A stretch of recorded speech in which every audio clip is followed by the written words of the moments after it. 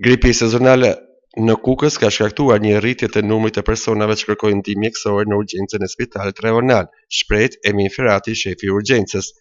Ka vazhduar të ketë një fluks të shtuar të smurëve që vinë dhe kërkojnë ndihmë mjekësore në urgjencë nga virozat.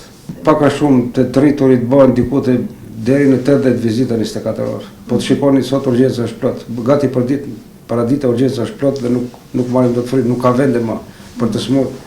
Për shkak se vinë vetëm thjesht për një viroz që nuk duhet paraqiten direkt.